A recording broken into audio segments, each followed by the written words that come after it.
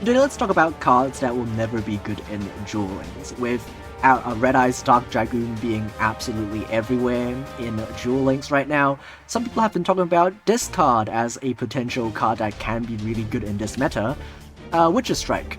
This card is free to obtain. I believe it's released less than half a year ago as of recording, and the effect says if your opponent activates an effect that negates the normal or special summon of a monsters, or the activation of a card or effect, you can destroy all cards your opponent controls and in their hand as well.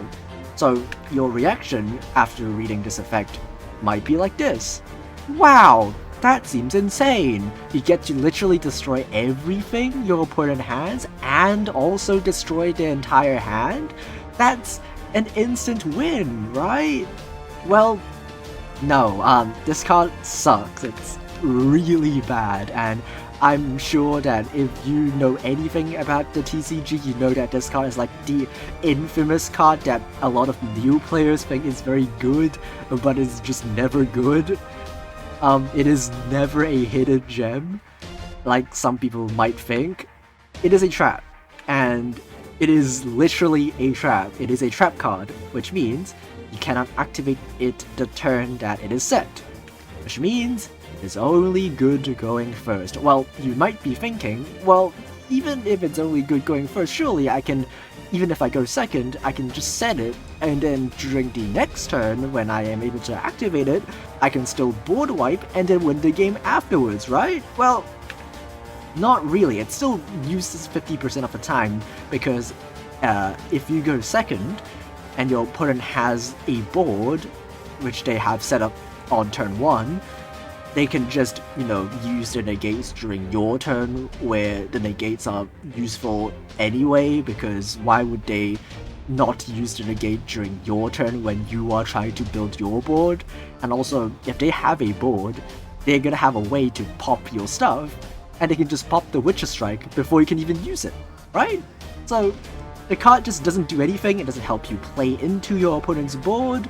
It just stays in your back row as a set card that you can't even activate, and then your opponent can just use it against during your turn when the turn it is set, which means you can't use it, and then during their own turn they can just attack and win. So in order for any trap to be remotely playable, it needs to be either accessible, which means you can just play a single copy and then search it if you need it, so that if you go first you can search it, and if you go second you can just not search it and then add something else instead that can actually win you the game.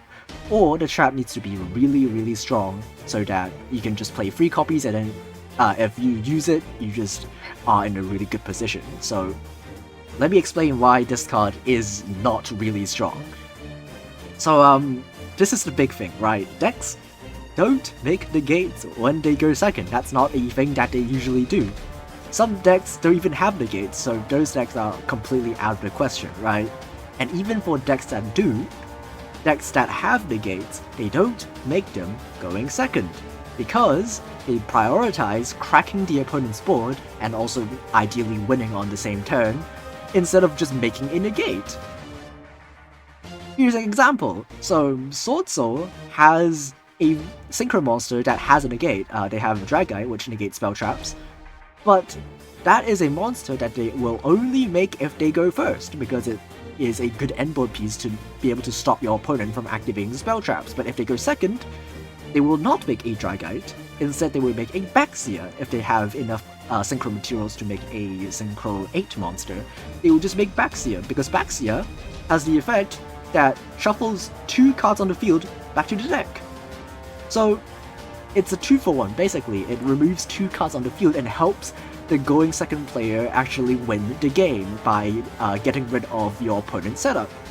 So if they are going to make Baxia anyway instead of making a negate, then your Witcher Strike won't do anything, because they simply just won't negate anything. They won't even make a monster that negates stuff when they can just make a monster that helps them actually beat your opponent's board and win the game. Here's another example. Dinosaurs have a really strong, 2 really strong endboard pieces in Volzardoka It involves Alagia, which are really strong Xyz monsters that negate activations of monster effects and spell trap effects, and Alagia can also negate summons. So you would think that Witcher Strike will be really good, but they will not make an Evolzar when they go second, because those are dragons, they are not dinosaurs, which means they are not protected by Miscellaneousaurus main phase effect. So if you are a dinosaur player and you go second, instead of trying to make these Evolzars that aren't even protected by Misk, you will want to just activate your Misk and then just make a really big Ultimate Conductor Tyranno and then just punch over everything. Because it is a dinosaur, it is protected, and it beats over all of your opponent's stuff and it wins you the game. So why do you even need to make a negate where you can just punch your opponent and win, right? So here's the big one. So that's the entire reason why people have been talking about Witcher Strike, right? It's because Dragoon negates activations. So Dragoon does trigger Witcher Strike. You can use Witcher Strike theoretically after they use the Dragoon negate, but like, cool. Dragoon also has another effect that says it cannot be destroyed by card effects. So now, after you use the Witcher Strike, sure, you just get rid of all of their cards on the field, all of the cards in their hand, but the Dragoon is still on the field. It still cannot be destroyed or targeted by card effects. It has 4,000 attack because you just used the negate. So you still have to get rid of the Dragoon. You waste a card to trigger the Dragoon negate, and then you wasted the Witcher Strike to get rid of a card that's not Dragoon, and you lose 2 cards just to have the Dragoons still be on the field. So what's the point?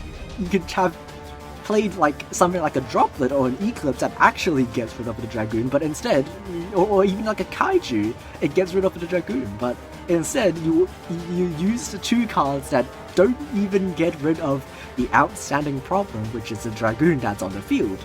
So, does it really do anything?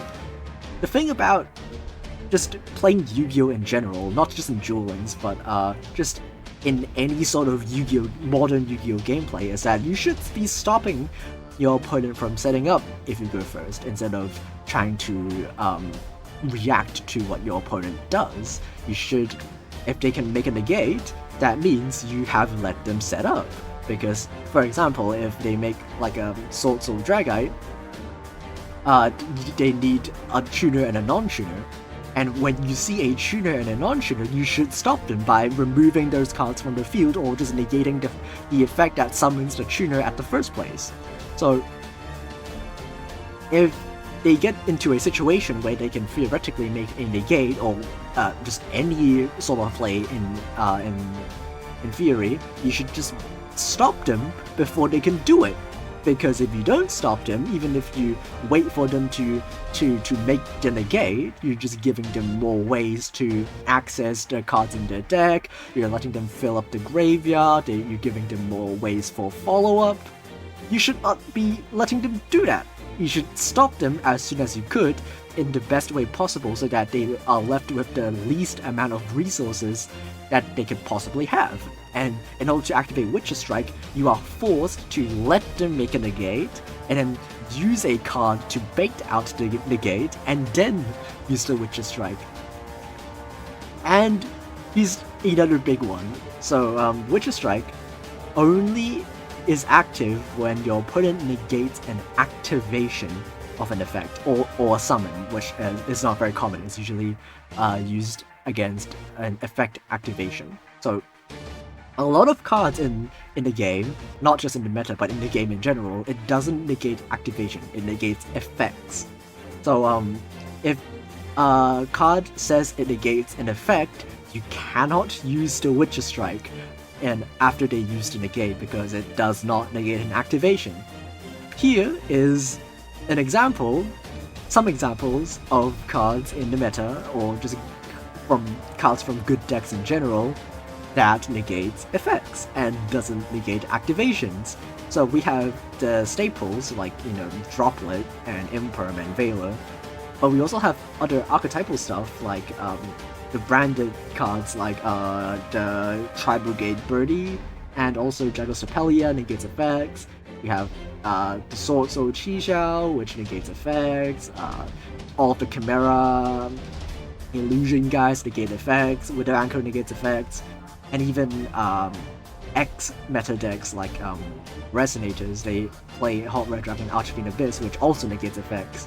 So not only does that card not be able to activate against a lot of negate effects that says it negates but doesn't negate activations, even if you are able to activate Witch's Strike, right? Let's say you have the perfect opponent that lets you use the Witch's Strike and let you actually resolve the destroy effect. The effect isn't even that good, right? So first of all, it destroys. So if you're playing against something like a Dragoon, which we talked about, it cannot be destroyed by card effects, so it just stays on the field. Secondly, cards have effects when they are destroyed and sent to the graveyard, like Mirror Jade. If you destroy it, during the end phase, your entire field is gone, so that's not good. And also, there are plenty of effects that can still be used in the graveyard, like 90% of the Chimera deck. So even if you destroy every single card in their field or in their hand, they can still play the game. You still don't win because they have tons of effects that they can still use in the graveyard and they can still outgrind you. So, summary. Witch's Strike is used as 50% of the time because it can only pretty much be useful when you go first, when you can actually set it and then use it during the next turn. It's also unusable against 90% of decks that don't specifically negate activations because a lot of cards negate effects and not activations. And even if you do use this card and you resolve the effect, it's not even that good because it destroys. And destroying is not a very good form of removal. And even if you destroy stuff in their hand, that's just still not good enough, not big enough of a payoff to for you to jump through all of these hoops to be able to use this effect. Even if it says it wins you the game instantly, it's still not going to be good because of the things that we've talked about. So yeah, that's pretty much it. Tell me in the comments of other things other cards maybe that you want me to talk about that you think is overrated. I'm probably gonna try to talk about stuff like what fusion, non-fusion area next. I don't think that card is very good, even though I think it is probably better than it has ever been, but I still don't think it's good. But that's a thing for a topic for another day. For now, thanks for watching and good